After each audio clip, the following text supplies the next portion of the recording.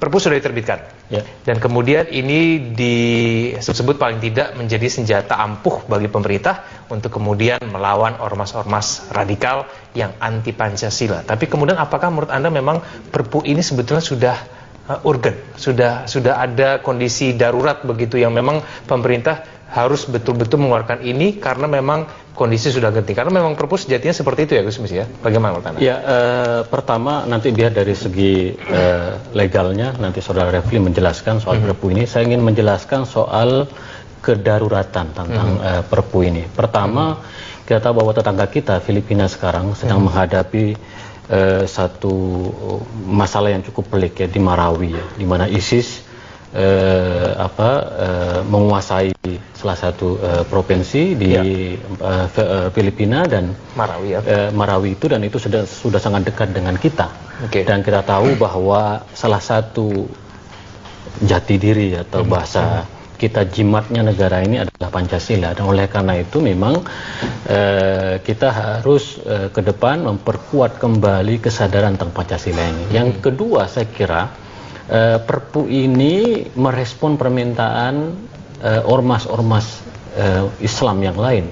Kita tahu bahwa NU plus 13 ormas meminta kepada pemerintah untuk mempercepat keluarnya dasar hukum yang memberikan legitimasi untuk memberikan sanksi. Kalau dalam bahasa Perpunya adalah sanksi administratif terhadap ormas-ormas yang diduga kuat mengancam keutuhan negara kesatuan Republik Indonesia karena ormas itu secara eksplisit menentang ideologi negara, undang-undang dasar, konstitusi, negara kesatuan, dan bahkan Bhinneka Tunggal Ika. Jadi apa yang dilakukan oleh pemerintah itu semata-mata merespon kegelisahan dari ormas-ormas yang terutama adalah Nahdlatul Ulama yang dibawa, di mana NU sejak tahun 35 dalam Muktamar Banjarmasin, lalu kemudian dalam Muktamar tahun 84 di Situbondo, dalam Munas Alim Ulama 2006 menegaskan Pancasila adalah final, adalah pilihan terbaik.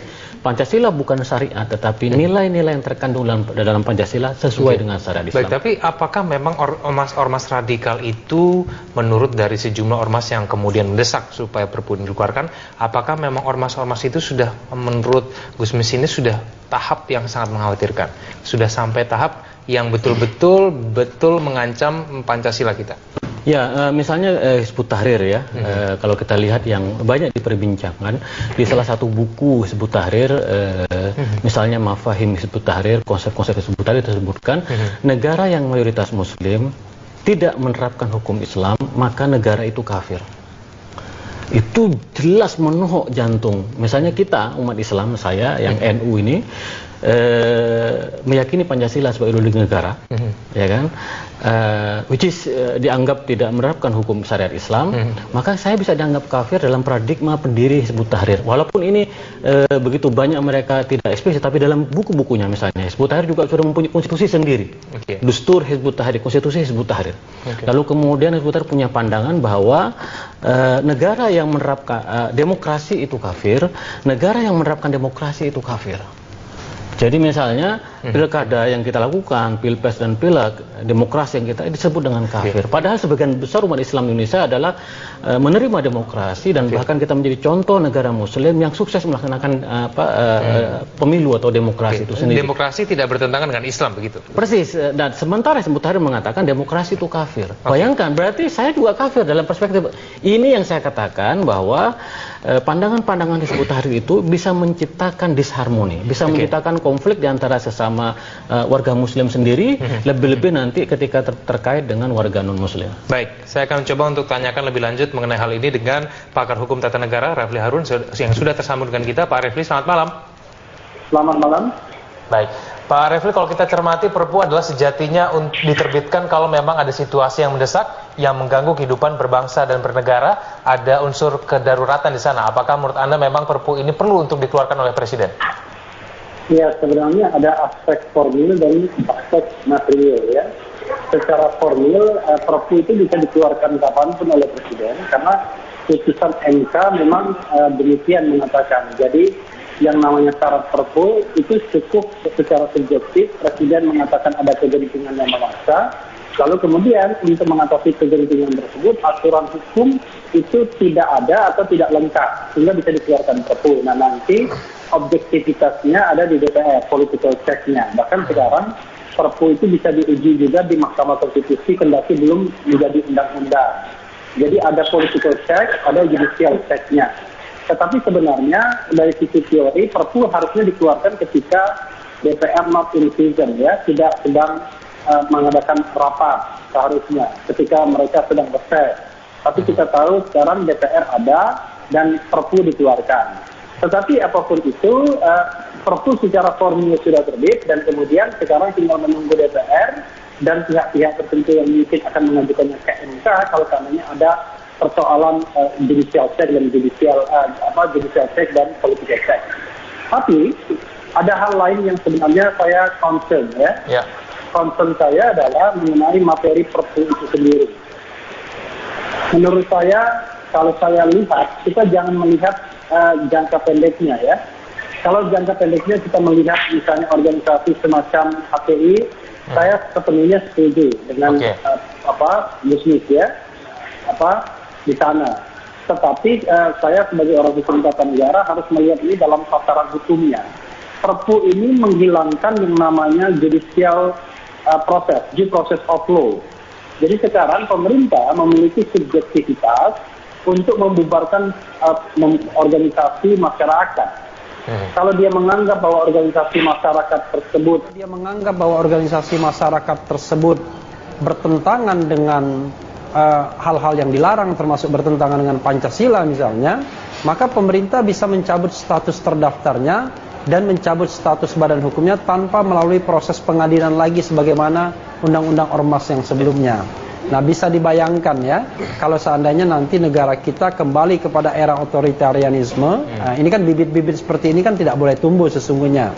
Maka kemudian dengan subjektivitasnya sendiri, pemerintah bisa membubarkan organisasi apapun dengan alasan bahwa dia melanggar larangan dan kemudian tidak sesuai atau bertentangan dengan Pancasila. Padahal sebagai akademisi, ya, saya mengatakan kalimat bertentangan dengan sesuatu atau dengan Pancasila itu haruslah bisa dilihat secara restriktif, jangan terlalu luas dan kemudian bisa ditafsirkan secara subjektif. Karena misalnya kita mengatakan bertentangan dengan Pancasila, bertentangan seperti apa?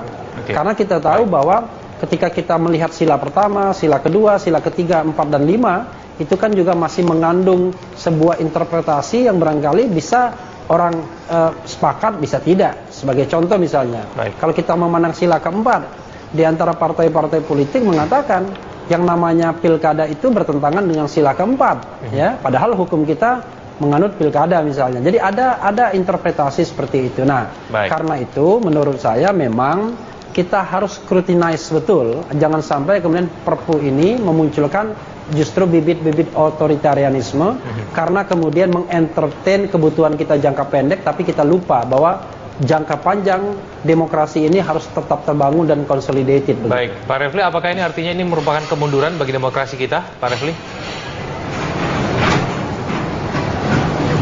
Saya ini orang hukum tata negara, ya. Saya hanya melihat dari sisi aturan tanpa melihat organisasinya apa. Kalau dibandingkan dengan undang-undang ormas sebelumnya, ya jelas ini sebuah kemunduran. Karena kalau undang-undang ormas sebelumnya, pembubaran atau pencabutan status badan hukum ormas itu melalui sebuah proses, mulai dari pembinaan, peringatan, ya, lalu kemudian penghentian kegiatan, lalu kemudian permohonan kepada pengadilan untuk mencabut status badan hukum. Tetapi sekarang tidak demikian. Sekarang dihilangkan due prosesnya, dihilangkan proses pengadilannya. Cukup diserahkan kepada pemerintah untuk membubarkan suatu organisasi bila mana pemerintah menganggapnya bahwa organisasi tersebut melanggar larangan atau melanggar misalnya nilai-nilai Pancasila begitu. Saya ke Gusmis. Gusmis, Anda khawatir tidak kalau nanti suatu saat jangan-jangan pemerintah menyalahgunakan wewenangnya, membubarkan organisasi manapun yang kemudian dianggap katakanlah bertentangan dengan Pancasila? Ya, memang karena itu pemerintah tidak bisa berdiri sendiri. Pemerintah juga harus mendengarkan aspirasi dari masyarakat. Nah, kalau kita lihat misalnya dalam konteks Hizbut Tahrir itu kan sudah hampir mayoritas ormas, ya, Islam, ya, di tanah air mendesak pemerintah karena ini bisa menciptakan konflik internal, ya, yang karena bagaimanapun kita lihat misalnya Libya hancur, kemudian Mesir, lalu kemudian Yaman, ya kan, Syria, Irak, itu karena ada doktrin takfiri, yaitu mudah mengafirkan orang lain yang tidak sejalan dengan itu. Nah, kalau ini dibiarkan ke di Indonesia, maka dia berpotensi. Jadi kita melihat bahwa terorisme itu satu tangga, tapi ada tangga yang sebelum terorisme ada radikalisme. Maka radikalisme ini kalau bisa kita tarik kepada moderatisme. Karena ketika dia gagal, dia bisa menjadi satu pada terorisme. Nah, oleh karena itu saya kira Perpu satu hal, tetapi yang jauh lebih penting adalah mereka-mereka yang selama ini sudah terjaring dengan ideologi radikalisme. Bagaimana dengan pengikut Hizbut Tahrir yang jumlahnya sangat banyak itu? Nah, ini harus menjadi concern di luar concern Perpu ini. Karena Perpu itu persoalan legal formal organisasi, tapi persoalan ideologi ini menjadi tanggung jawab yang sangat besar. Oleh karena itu menurut saya memang dalam hal ini kita hidup di era demokrasi, tidak mudah kita akan memberhentikan atau membubarkan ormas, karena pasti seperti kata Refli tadi itu akan banyak dinamika perdebatan. Kalau melihat dalam kasus Hizbut Tahrir ini sudah hampir menjadi concern dari sebagian besar ormas Islam di Indonesia agar pemerintah mengambil langkah-langkah hukum untuk kembali menjadikan Pancasila sebagai pijakan kita bersama dalam berbangsa dan bernegara. Baik, kita akan lanjutkan dulu kita di segmen selanjutnya. Pemirsa, Perantauan Talk akan segera kembali. Amanan Wiranto membantah jika pemerintah bertindak sewenang-wenang dalam menertibkan ormas anti Pancasila sehingga pemerintah mengeluarkan peraturan pemerintah pengganti undang-undang. Menurut Wiranto, pemerintah memiliki dasar yang kuat untuk menerbitkan Perpu nomor 2 tahun 2017 karena undang-undang yang sebelumnya dianggap tidak lagi memadai. Untuk mengetahui seperti apa lengkapnya Perpu nomor 2 tahun 2017 tentang ormas, rekan Eliza Hasan akan menyampaikan sejumlah data untuk Anda. Eliza, silahkan. Baik, terima kasih Kevin Egan. Pemirsa, kita akan melihat beberapa alasan mengapa akhirnya pemerintah menggantikan Perpu Undang-Undang Nomor 17 Tahun 2013 menjadi Perpu Nomor 2 Tahun 2017 ini. Jadi kita lihat dari sisi administrasi, di sini adalah kelemahan dari Undang-Undang Nomor 17 Tahun 2013 tentang ormas, di mana di sisi administrasi adalah Undang-Undang Ormas tidak mengatur terkait meluasnya ormas yang bertentangan baik dari sisi norma hukum, sanksi, dan prosedur hukum yang berlaku. Selain itu juga Undang-Undang Ormas tidak mengatur mengenai pemberian izin dan pencabutan izin yang seharusnya berasal dari lembaga atau institusi yang sama. Itu adalah dari sisi administrasi. Kalau kita lihat dari sisi definisi, kelemahan dari Undang-Undang Nomor 17 Tahun 2013 adalah ajaran dan tindakan yang bertentangan dengan Pancasila tidak hanya ateisme, komunisme, dan marxisme, leninisme. Ini kalau kita lihat, tapi ini salah satu definisi dari kelemahan Undang-Undang Nomor 17. Nah, apa alasannya sehingga akhirnya pemerintah mengeluarkan Perpu Nomor 2 Tahun 2017? Kita lihat di sini alasan penerbitan dari undang-undang atau terbitnya penerbitan Perpu Nomor 2 Tahun 2017. Yang pertama adalah tindakan pemerintah sudah sesuai dengan putusan Mahkamah Konstitusi nomor 139 garis miring PUU 7 tahun 2019, di mana yang kedua adalah Perpu diterbitkan untuk memberikan solusi agar tidak terjadi kekosongan hukum. Dilanjutkan dengan Perpu bisa diterbitkan jika kekosongan hukum tidak bisa diatasi dengan cara membuat undang-undang baru.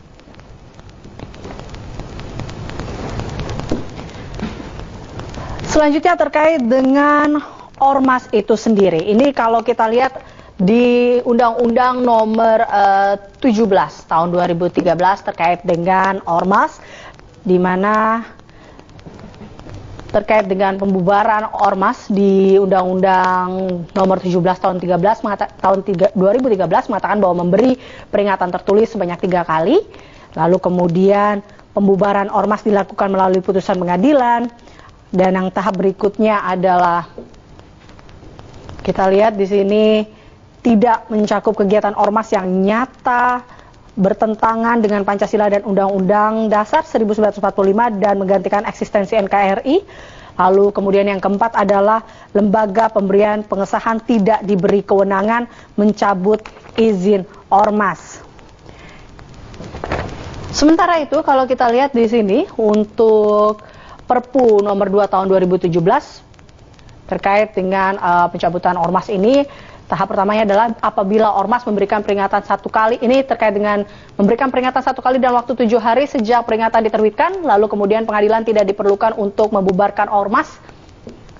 Dan selanjutnya Undang-Undang Ormas tidak memadai untuk mencegah ancaman terhadap Pancasila dan Undang-Undang Dasar 1945. Perpu bermaksud untuk mendiskreditkan ormas Islam. Lalu ada Perpu tidak mencederai keberadaan ormas Islam dan Perpu untuk merawat persatuan dan kesatuan bangsa. Selanjutnya kita lihat di sini adalah ormas anti Pancasila. Ini adalah beberapa ormas-ormas yang dikatakan bahwa ormas ini merupakan ormas anti Pancasila. Kegiatannya bertentangan dengan Pancasila dan Undang-Undang Dasar 1945. Kegiatannya mengancam eksistensi bangsa dan kegiatannya menimbulkan konflik di masyarakat.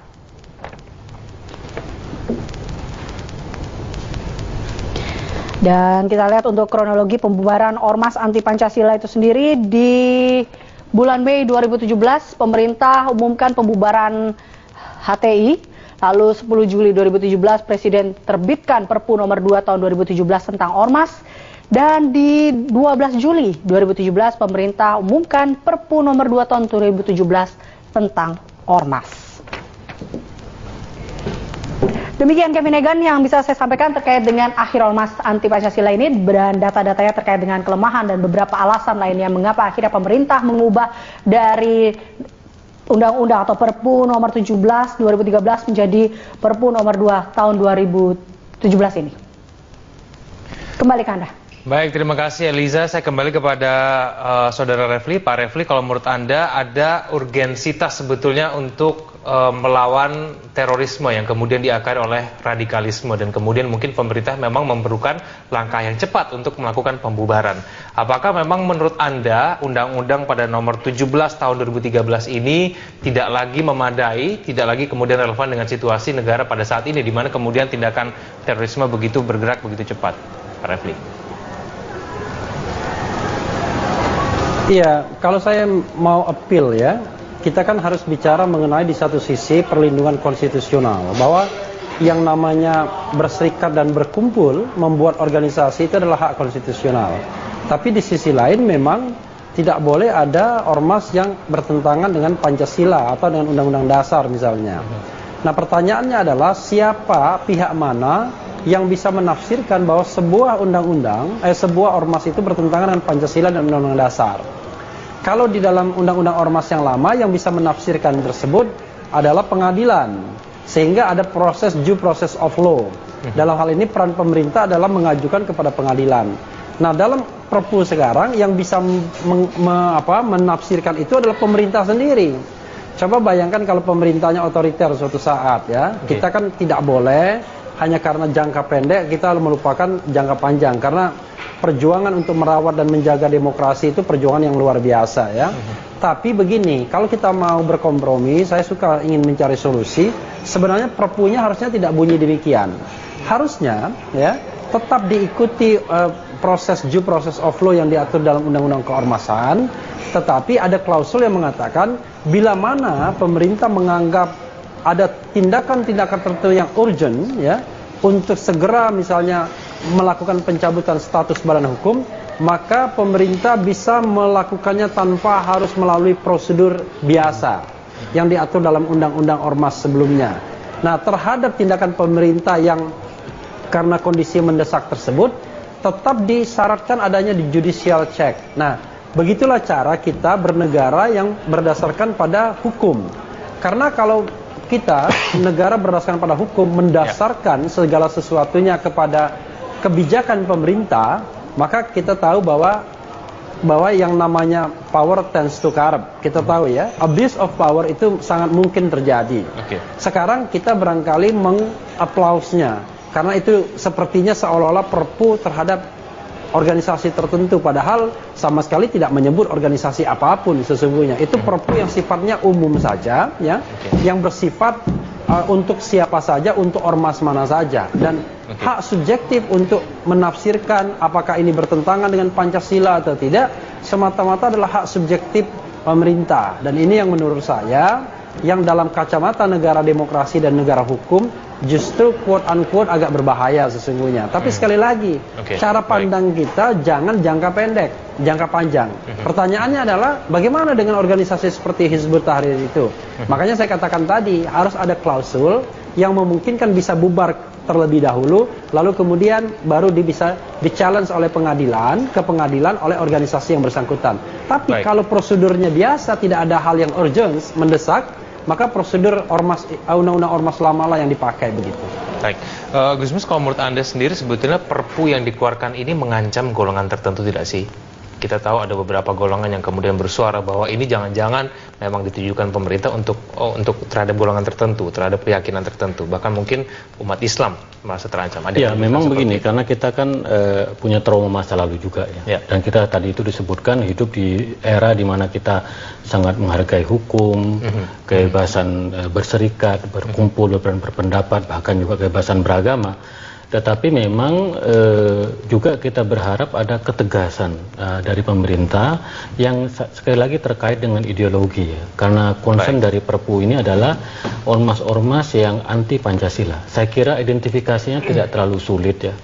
Ada banyak data-data, pemerintah juga bisa melihat ormas-ormas, dan ini tentu saja kebalikannya mengajak semua ormas, marilah kita menjadikan Pancasila sebagai pijakan bersama. Kira-kira makna implisit ya dibalik dari Perpu ini gitu. Jadi tapi acuan untuk menentukan ormas mana yang kemudian radikal, ormas mana yang non radikal, itu apakah sudah cukup jelas sebetulnya? Tentu memang platform kan ya. Ini kan kalau kita melihat kepada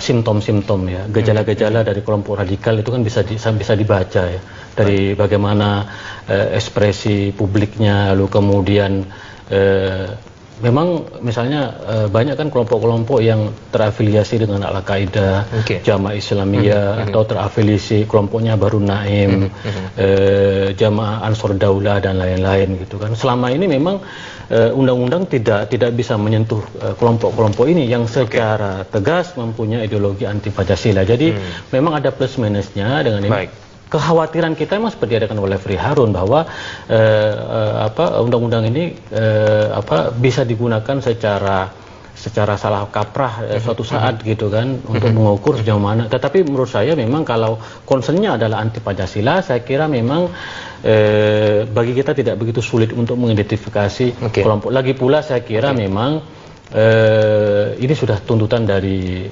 ormas-ormas Islam ya, terutama Nahdlatul Ulama dan 13 ormas lainnya, supaya pemerintah mengambil langkah tegas karena situasinya di bawah sangat mengkhawatirkan. Bagaimana dengan ormas-ormas yang kita tahu faktanya punya track record yang banyak melakukan kekerasan? Apakah itu juga bisa dikatakan radikal?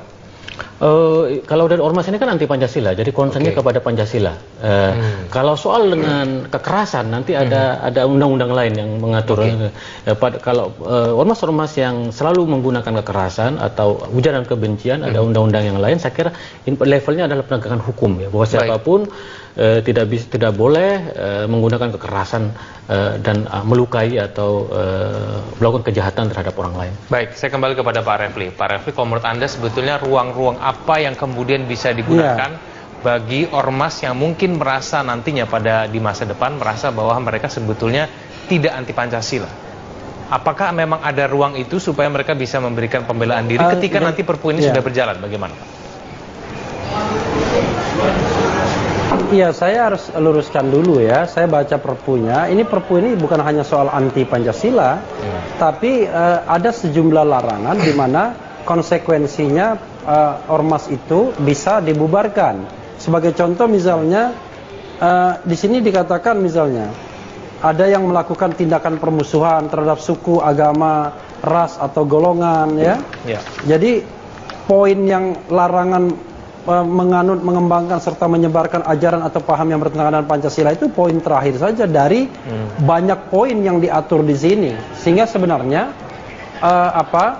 alasan untuk membubarkan ormas itu tidak hanya karena dianggap bertentangan dengan Pancasila, tapi ada hal-hal lain yang nanti bisa selengkapnya dibaca dalam Perpu tersebut.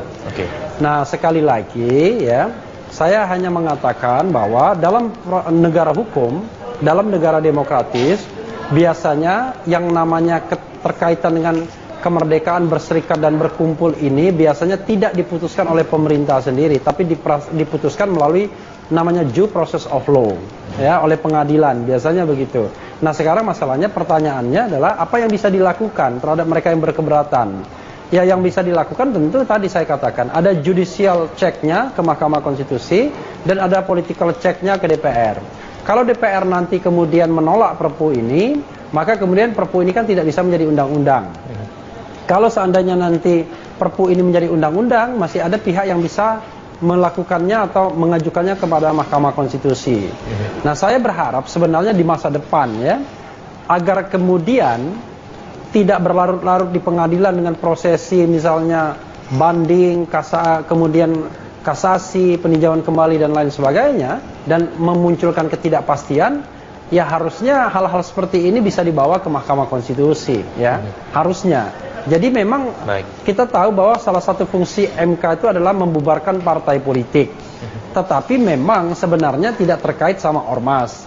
Hanya saya kira reinterpretasi terhadap fungsi MK itu perlu dilakukan, walaupun tanpa mengubah konstitusi. Ini perkara yang memang tidak mudah dijelaskan karena perlu cara berpikir progresif dan lain sebagainya. Tapi intinya sekali lagi saya katakan, saya hanya memperingatkan sebagai orang yang belajar hukum ya, bahwa apa yang ditempuh dengan Perpu ini sebenarnya tidak benar dari sisi konstitusional perspektif, dari sisi perspektif rule of law atau negara hukum. Tapi saya paham sosiologi masyarakat saat ini kan terlalu melihat Hizbut Tahrirnya, melihat organisasi-organisasi yang dianggap anti Pancasila. Tapi kan suatu saat bukan tidak mungkin hal ini kemudian akan digunakan oleh pemerintah yang berkuasa untuk memberangus underbow organisasi massa dari partai politik tertentu untuk menghilangkan persaingan politik dan lain sebagainya. Nah, ini menurut saya menjadi tidak baik, menjadi bahaya bagi negara hukum Indonesia begitu. Pak Refli, tapi apakah ini berarti bahwa ormas-ormas yang mungkin dianggap anti Pancasila atau bahkan mungkin alasan-alasan yang lain yang kemudian nanti dibubarkan oleh pemerintah tidak memiliki senjata untuk membuktikan bahwa sebetulnya mereka itu sebetulnya tidak bertentangan dengan undang-undang? Ya itulah, kalau menggunakan Perpu ini mereka tidak punya senjata lagi. Kalau menggunakan ormas yang lama kan karena diajukan ke pengadilan, mereka kan akan bisa defense, mereka menjelaskan ya, mereka bisa menunjuk pengacara dan lain sebagainya. Tapi melalui Perpu ini tidak ada, semuanya diserahkan pada subjektivitas pemerintah yang mungkin ketika memutuskan boleh mendengarkan boleh tidak karena tidak ada mekanisme yang mengaturnya secara rigid. Lalu kemudian kesimpulan pemerintah itu kemudian membuat sebuah organisasi dicabut status badan hukumnya dan kemudian terhadap itu tidak ada challenge di pengadilan. Itu paling tidak yang saya baca ya, karena Perpu ini kan baru, kita harus baca hati-hati. Tapi sepanjang yang saya baca memang tidak ada mekanisme, kalau sudah dibubarkan ya sudah, begitu saja. Baik, kita akan lanjutkan dulu, kita di segmen selanjutnya. Pemirsa, Prime Time Talk akan segera kembali. Untuk memerangi organisasi-organisasi radikal ini memang perlu dengan cara seperti itu. Paling tidak lembaga yang menerbitkan izin juga harus memiliki kewenangan untuk membubarkan. Dan kemudian ada jalan-jalan yang dirasa lebih ringkas gitu dibandingkan oleh Undang-Undang Nomor 17 Tahun 2013. Apakah memang cara itu yang harus digunakan untuk melawan organisasi? Ya, saya masih ingat ketika undang-undang ini digodok di DPR ya. Memang dari kami sudah mengingatkan ya bahwa tentang legalitas perlunya organisasi itu secara eksplisit mencantumkan berdasarkan Pancasila, Undang-Undang Dasar, kemudian NKRI dan Bhinneka Tunggal Ika, yang kita kenal 4 pilar berbangsa bernegara itu. Kita dulu mendesak itu, lalu kemudian kita mendesak supaya proses pengadilannya itu tidak berbelit-belit ya, seperti yang ada peringatan, kemudian peringatan tertulis, lalu ada proses yang itu bisa ditempuh secara 1 tahun. Kita proses supaya lebih cepat ya. Memang tadi itu harus ada due process of law seperti dikatakan oleh Rafli gitu, tapi prosesnya tidak berbelit-belit, lebih mekanisme lebih mudah gitu bagaimana pengadilannya. Tetapi kan kemudian perdebatannya di situ ada dua kelompok yang menolak. Kelompok yang pertama adalah kelompok yang memang tidak meyakini ideologi Pancasila, mereka keberatan ya.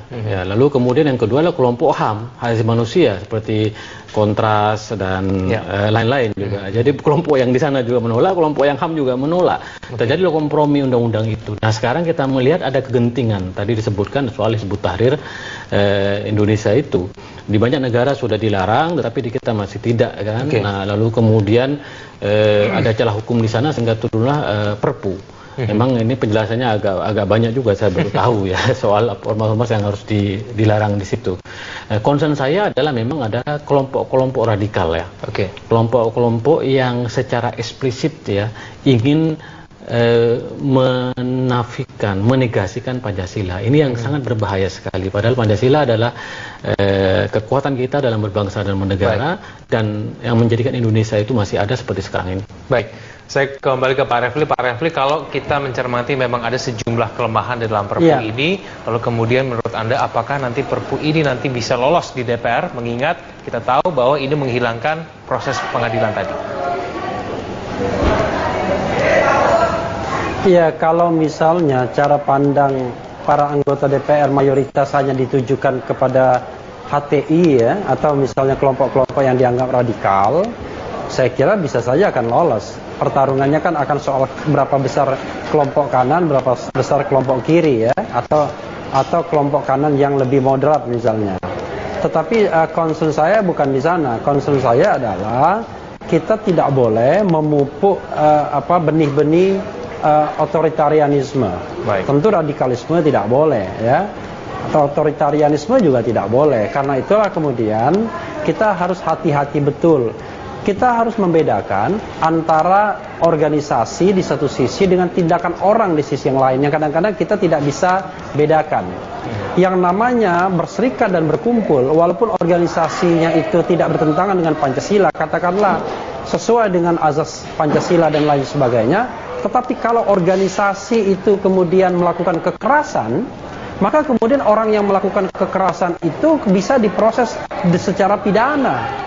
Jadi walaupun misalnya dia organisasi, katakanlah organisasi sosial, tapi kemudian ketika pengurusnya kemudian melakukan kekerasan, maka pengurusnya bisa dibawa ke meja hijau tetap. Tapi organisasinya sendiri dalam sebuah negara hukum, kalau mau dibubarkan biasanya harus ada due process of law yang harus dipahami bahwa organisasi tersebut berbeda dengan orang yang kemudian mengurus organisasi, begitu. Baik, Pak Refli, ini terakhir. Jadi kalau menurut Anda sebetulnya bunyi Perpu yang ideal seperti apa? Kalau kita mencermati mengenai sebelah kiri, kita tahu ada tindakan radikalisme yang kemudian begitu meningkat, perlu penanganan dengan cepat, tapi kemudian sebelah kanan kita juga pengen kehidupan demokrasi kita juga berjalan dengan lebih maju, begitu. Bagaimana? Yang ideal seperti apa sebetulnya, Pak Refli? Ya, saya merasa aneh ya. Saya merasa aneh kalau ada tindakan radikal yang kemudian polisi ya atau penegak hukum merasa tidak ada tool untuk kemudian menindaknya. Nggak bisa. Kalaupun dia kemudian katakanlah ya, dia bahkan misalnya anggota DPR, anggota partai politik yang jelas-jelas memang di-endorse oleh negara, tapi dia melakukan tindakan yang radikal, tindakan yang melanggar hukum, ya tetap bisa diproses dia. Tapi partai politiknya kan tetap. Jadi kita harus membedakan antara orang dan organisasi. Tapi kalau organisasinya itu memang betul-betul bertentangan dengan Pancasila, saya tadi kan mengajukan alternatif. Ada proses biasa, ya, di mana proses biasa tersebut ada step by stepnya. Ada proses yang khusus. Tapi proses khusus ini bisa juga dicek melalui judicial check, due process of law. Jadi cara berpikir hukum dan cara berpikir rule of law ini memang saya kira kita harus tetap pegang. Jangan sampai karena kita berpikir jangka pendek lalu kemudian kita melupakan bagaimana menjaga demokrasi yang sudah susah payah kita tegakkan sejak tahun 98 ini gitu. Baik, Pak Refli, terima kasih telah bergabung sama kami di Prime Time Talk. Selamat malam, Pak Refli. Ya. Baik, kita lanjutkan dulu kita. Saya ke Gusmis dulu. Gusmis, kalau menurut Anda kemudian kalau nanti Perpu ini betul-betul berjalan begitu, ada muncul kekhawatiran tidak nih nanti di tengah-tengah masyarakat, wah kita kalau bikin ormas nih nanti berbahaya nih, jangan-jangan nanti dianggap anti Pancasila nih. Efeknya bisa sampai sejauh itu tidak sebetulnya, Gusmis? Ya memang harus punya kesadaran ya, bahwa kita bernegara, berbangsa itu punya falsafah, punya dasar negara, yaitu Pancasila. itu adalah warisan dari pendiri bangsa yang sangat luar biasa kepada kita semua. Nah, marilah kita, ormas apa yang kita dirikan, betul-betul dalam rangka membumikan Pancasila, dalam rangka mengarus utamakan, ya kan?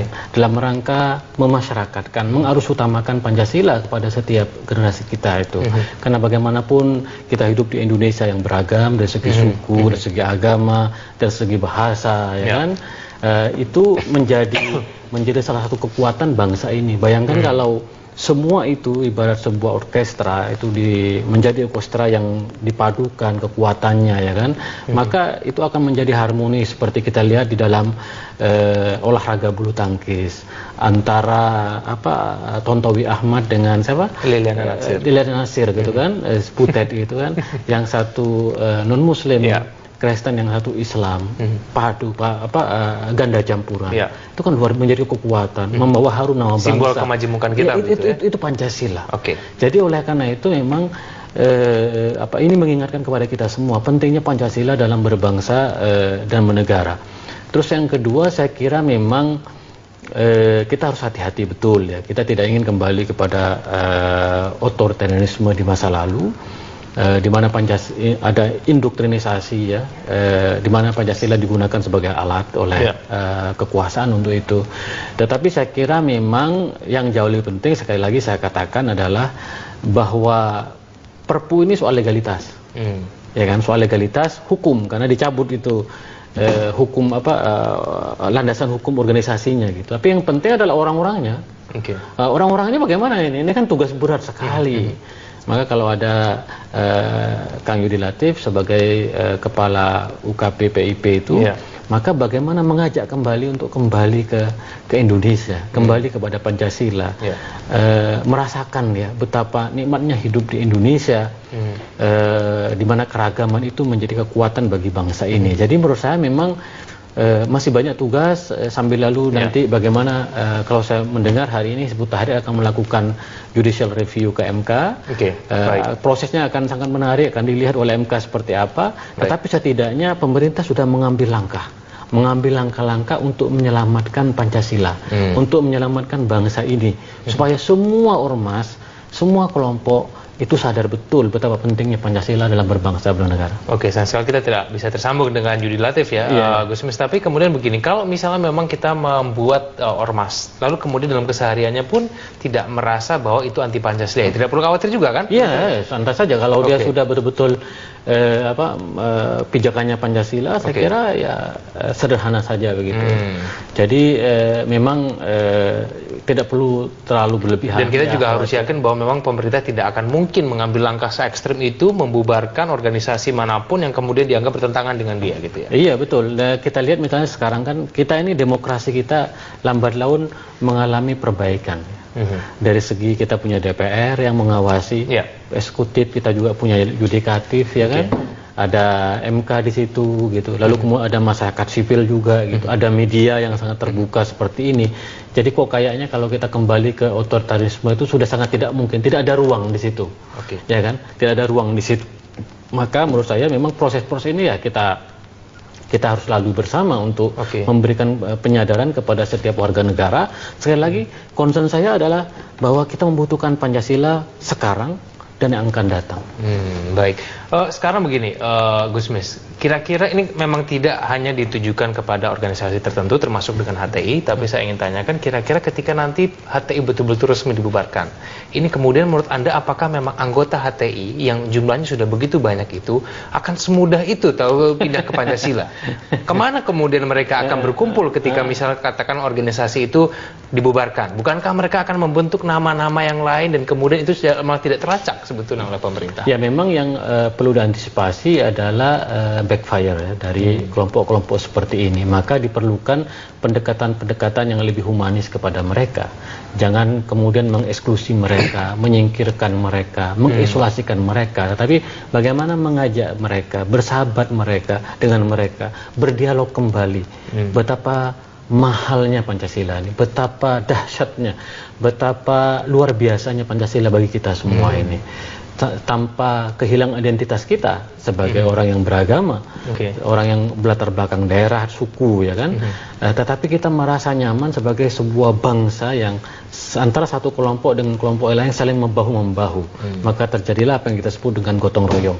Maka oleh karena itu pendekatan terhadap organisasi satu hal, tetapi pendekatan terhadap orang-orang tadi itu yang terlibat dalam kelompok-kelompok radikal. Kalau kita melihat misalnya ada banyak faktor kenapa orang menjadi radikal, ya kan? Ada faktor kemiskinan, ada faktor karena tidak tahu, ada faktor karena isolasi selama ini. Maka apa yang kita sebut dengan deradikalisasi, pendekatan-pendekatan humanis terhadap mereka itu menjadi sangat penting.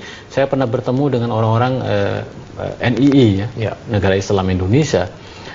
Mereka mengatakan kami ingin kembali ke Pancasila, tapi kami tidak bisa membuat IKTP. Iya, karena dia sudah teridentifikasi. Sederhana itu, kami ingin kembali ke Pancasila, tapi kami tidak bisa membuat KTP. Kami dikejar-kejar terus karena orang tuanya gitu, dan kakek neneknya dulu seperti itu. Maka pendekatan-pendekatan humanis. Jadi pendekatan, sekali lagi, Perpu yang dikeluarkan ini kan pendekatan legal formal, tapi ada pendekatan lain, pendekatan humanis tadi itu terhadap mereka-mereka yang terjaring dengan kelompok-kelompok yang radikal ini. Baik, terakhir mungkin Gusmis, pengawasan seperti apa dari masyarakat yang idealnya sebetulnya harus diberlakukan, baik kepada pemerintah supaya nanti pada saat pemerintah betul-betul menjalankan Perpu ini tidak seenak-enaknya kemudian membubarkan organisasi tertentu yang mungkin dianggap berlawanan, tetapi sisi yang bersamaan kita juga membantu untuk mengawasi tumbuhnya radikalisme di tengah-tengah kita. Bagaimana? Ya, saya kira memang pemerintah harus hati-hati ya, tidak ceroboh dalam mengambil langkah. Tentu sangat baik kalau ada konsultasi dengan DPR, dengan kelompok masyarakat sipil juga itu dalam mengambil keputusan sehingga legitimasinya kuat. Yang kedua, saya kira pemerintah memang harus bertanggung jawab ya. Tidak hanya gebukin orang, tetapi juga tadi itu harus utamakan.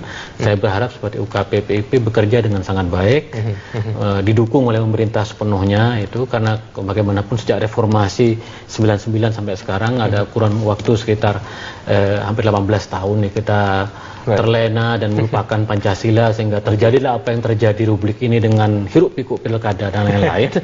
Maka ini membangunkan kita, kesadaran kita bersama bahwa Pancasila tidak hanya menjadi palu godam yang memukul kelompok organisasi, tetapi merangkul juga, mengajak juga. Tentu saja aspek social justice, keadilan sosialnya itu sangat penting sekali, karena bagaimanapun kelompok-kelompok itu muncul juga karena ada faktor ekonomi dan lain-lain, dan karena itu pemerintah juga harus melihat dari segi seperti kata Presiden Jokowi, memang orang-orang yang radikal ini memang harus digebuk begitu, kurang lebih ya kata-katanya. Baik, terima kasih Gusmis telah bergabung bersama kami. Selamat malam. Selamat malam. Dan pemirsa, saat lagi Anda dapat menyimak Connected 60. Demikianlah Prime Time Talk pada kali ini. Anda bisa mengirimkan informasi dan saran kepada kami lewat email di redaksi@berita1.tv atau follow kami via Twitter.